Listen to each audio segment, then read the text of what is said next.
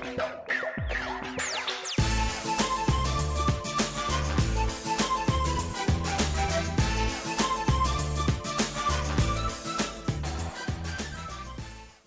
up, Xtremers? Mr. Terry here, and I'm super excited to talk to you guys about a topic we've been talking about all month called spring cleaning. And today specifically, we're going to be talking about a word you're pretty familiar with, I'm pretty sure. It's a word called anger. You've heard of that, and I'm pretty sure you've experienced it too.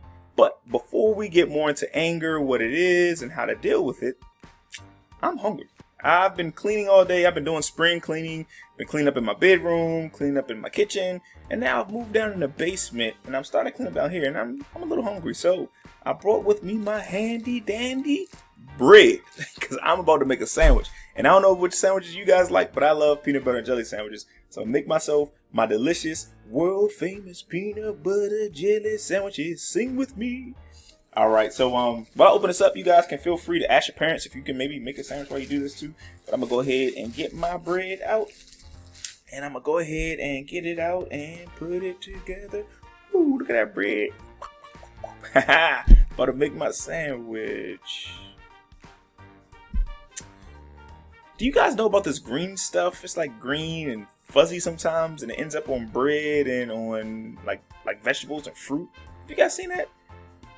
If it's what I think it is, it's called mold.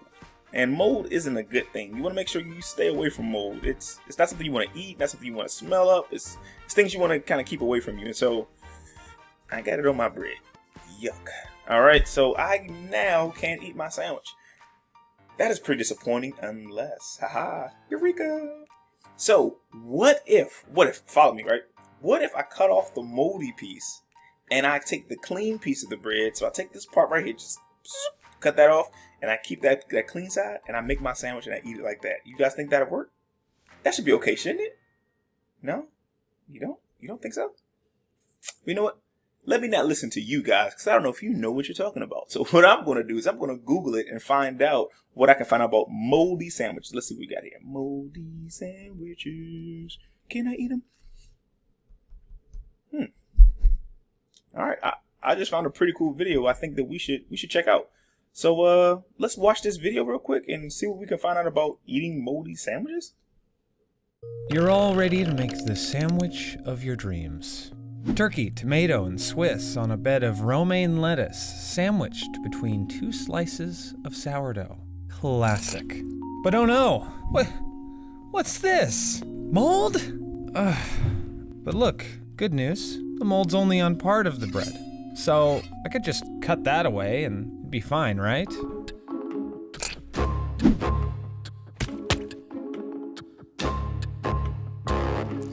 There's no such thing as a clean part of moldy bread. That's because mold is a fungus, like mushrooms. The caps on the surface are easy enough to spot, but there's a vast network of subterranean roots called hyphae that you can't see. So let's take another look at that bread of yours. Ugh, disgusting. Well, maybe you can just grab another piece from the same loaf. Well, that's not such a good idea either, because by the time the mold sprouts its fuzzy head, what you're really seeing is the reproductive part of the mold called sporangiums. Each sporangium releases tens of thousands of spores, so even though you can't see it, that entire loaf could be teeming with fungus. But it seems like such a waste to just throw it out. After all, you eat mold on purpose all the time, like the mold that goes into making cheese, soy sauce, and even life-saving antibiotics like penicillin. Eating a little bit on your bread can't be that bad, right? Well, ultimately, it's a gamble. Just like eating a wild mushroom, many are fine, but some can be deadly. Mold is the same way. There are thousands of different species of mold, many of which are harmless to humans. But since so many types can sprout up on food, it's nearly impossible to know if what you're eating is safe. Cladosporium, for example, can sometimes trigger allergies, but is generally harmless. Whereas other molds like Penicillium crustacum produce harmful poisons called mycotoxins. But other molds like Rhizophis stolonifer can have permanent effects. And you might recognize this mold since it commonly grows on bread. Blue-green with black splotches and super fuzzy. It's not like bacteria where a little heat will eliminate the threat because high temperatures won't break down the mycotoxins. And since you have no clue which one you're about to put in your mouth, ask yourself, is it really worth the risk?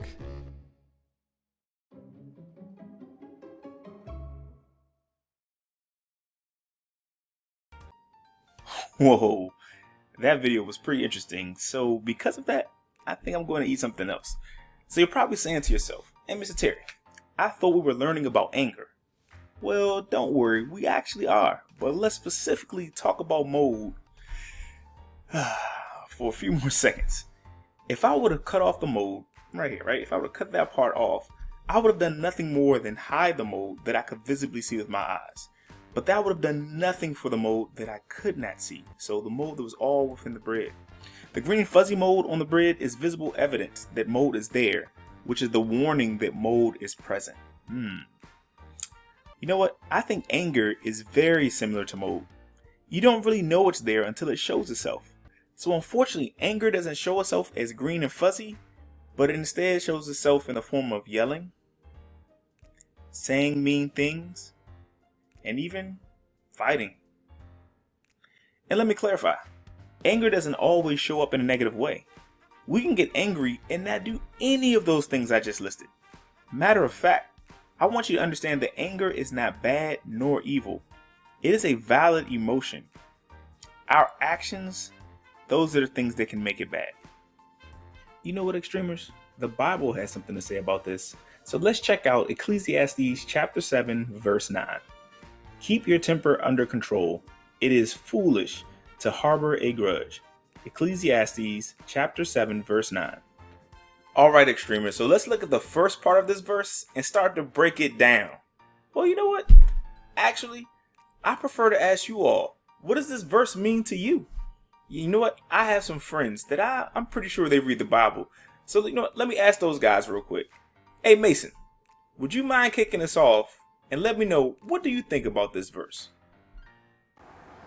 This verse means that you don't have to get mad anymore and it already happened. Wow, thanks, Mason. That is an awesome answer. The verse definitely wants us to make sure we don't stay angry because whatever happened is over now. And excellent thoughts and excellent job explaining that, buddy. So next, let's see what my homeboy Troy has to say. Hey, Troy, talk to me, man. I think that means that if you can't control your temper, then it can change your personality. Whoa, that dude is smart. That dude is smart. Don't allow anger to change your personality. That is an excellent response, man, and way to break that down. And last but not least, finish it out for us, my man Zay. I think it means that when you are mad at someone, you should not stay mad at someone. And make sure that you're not very upset or out of control. Wow, excellent point, Zay. That is a great point. We want to ensure that we don't stay mad at someone and that we don't get out of control with our feelings. Wow, man, I got some smart friends. So you know what? Let's look at the verse one more time to summarize the explanations that we just heard. In Ecclesiastes chapter 7, verse 9, it says, "Keep your temper under control. It is foolish to harbor a grudge." Now, to sum up what Mason, Troy, and Zay just explained, this scripture is warning us to make sure we don't let our anger get out of control.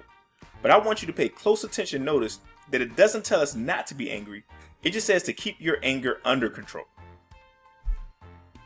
Alright, I have one more Bible verse I want to look at real quick.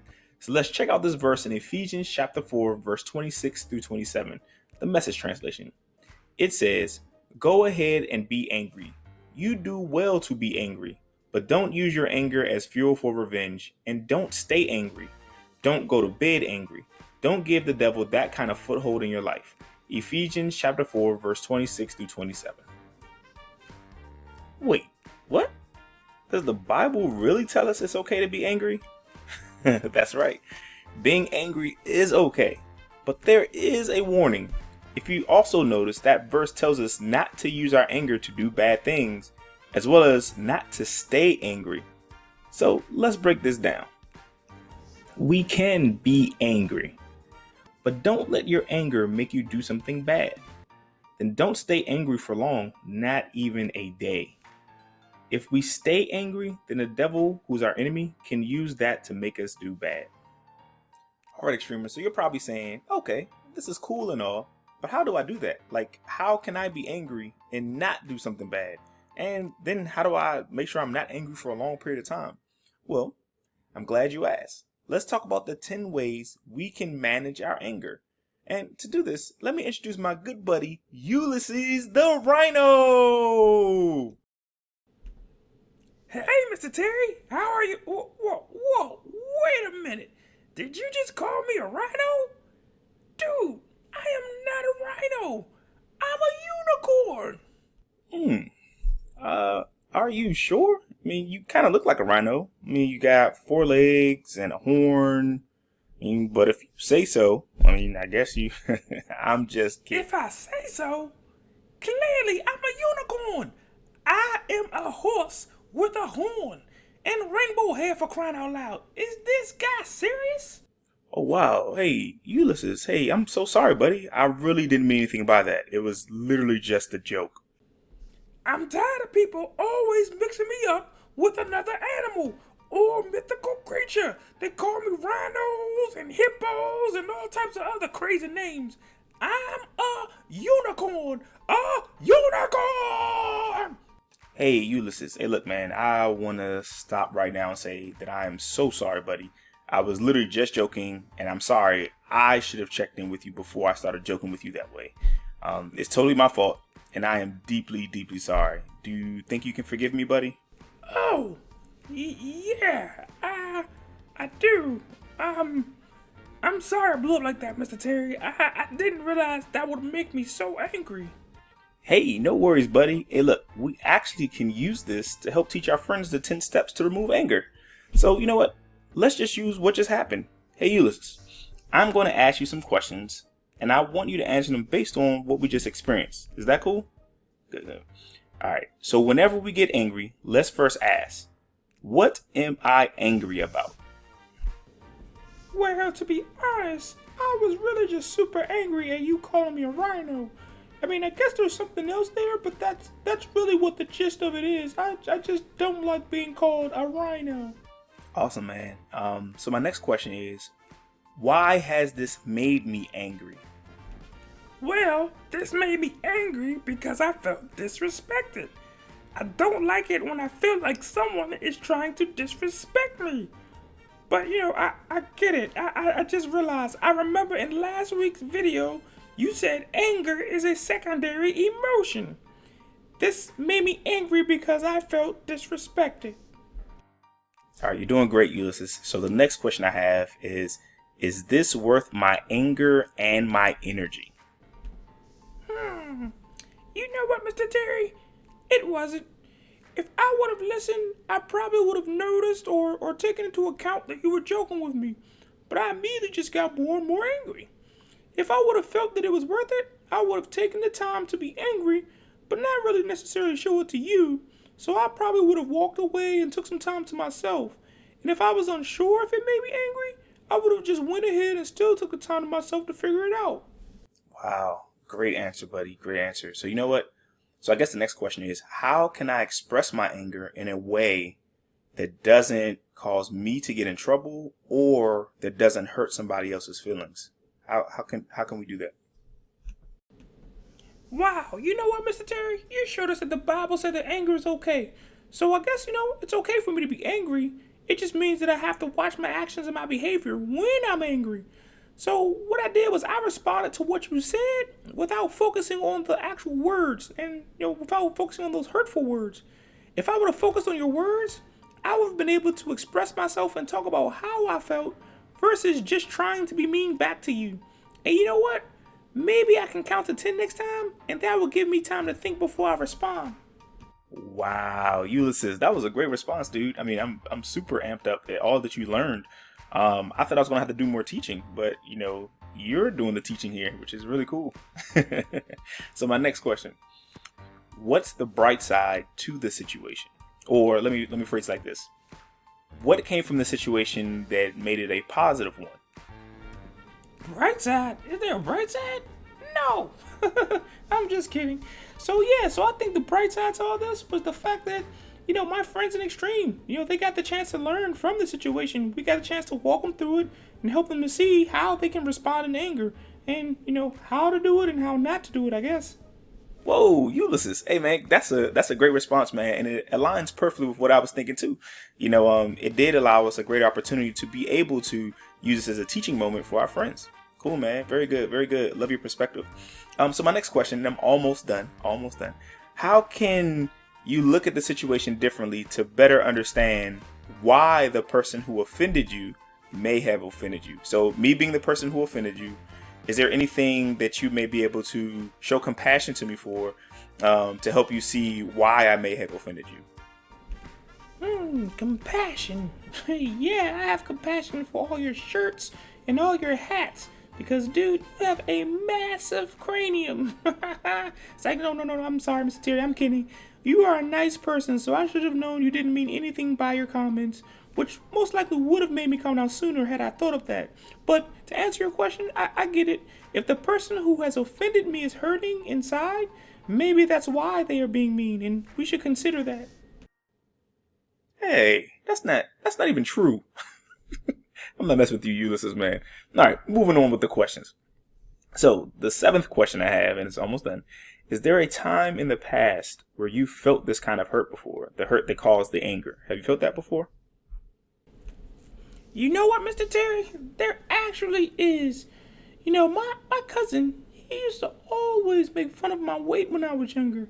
And he called me names like elephant and rhino. So when you said that to me, I actually felt disrespected because of some of my past anger and hurt from my cousin. All right, man. So the questions are over, and now I have a couple of quick statements that I want to make to you, pretty much. So there's a tool you can use called an SBI, right? It stands for Situation, Behavior, and Impact Assessment. But let's kind of break it down in a much simpler way. So it's a way that you can calmly talk to somebody about what happened. So, for example, you could say, hey, the other day, which is the situation, Mr. Terry, you said something to me I did not like, which is my behavior. And then the impact is basically you saying, and this made me feel angry, right? So then you've explained everything to me in a calm way. So now I can understand why you feel the way you feel and not react to that. You understand? So once again, it's situation, behavior, and impact. The situation is what happened, where it happened. The behavior is what the person did. And then the impact is how it made you feel. Got me? Cool. I think I can remember that. It's like, I'm kidding. I got it. Situation, behavior, and impact. I got it. SBI. Got it. All right. So this next one is actually pretty simple. It's something that you can do on your own. It's not that easy to do, but it's something that as you practice it more, it'll get easier. And that is to choose joy, to choose to create peace, and to show love. And if you do those things, I promise you, love beats hate every single time. Every time. And so when we choose joy, we choose peace, we choose love, what we're doing is that we're basically saying that we're not going to let the negative or bad things bother us. Got it? Cool. Wow. I really like that. And I definitely want to make sure I do this whenever I feel angry. This is a great idea. All right, and finally, the last one, and it's not easy. I'm not going to lie to you. I'm not going to make it sound like it's easy. But this last one is something you actually did, Ulysses, and it is to forgive the person for what they did and move forward without holding a grudge. And I mean, it's pretty much us not holding account or keeping the files on what somebody has done. And what I mean by that is by not sitting down there and keeping track of every bad thing they've done to us to make us angry. It's just by letting it go and saying, you know what?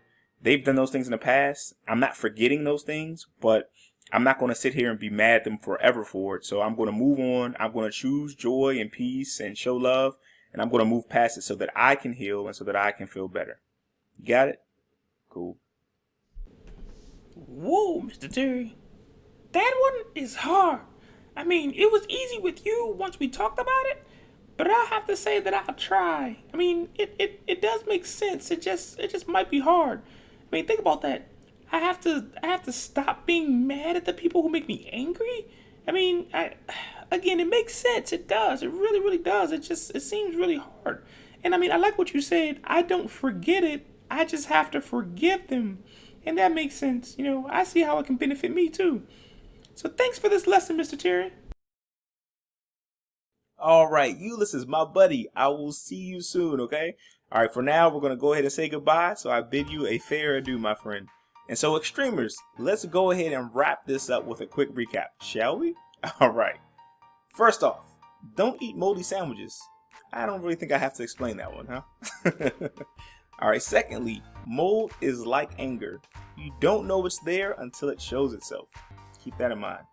Third, I want you to study and memorize Ecclesiastes chapter 7, verse 9, and Ephesians chapter 4, verses 26 through 27. And lastly, we learned 10 tips for dealing with our anger. Can you name all 10? Hope so. If not, please feel free to watch the video again, go back to that specific part, and make sure that you're using those tips as you are dealing with anger at any time through your life. Also, I want you guys to remember that Jesus can turn things upside down. So if ever we are angry, he can turn it around into joy. All right, Xtremers, that wraps up today's lessons. So until next time, I want you all to take care. All right, peace.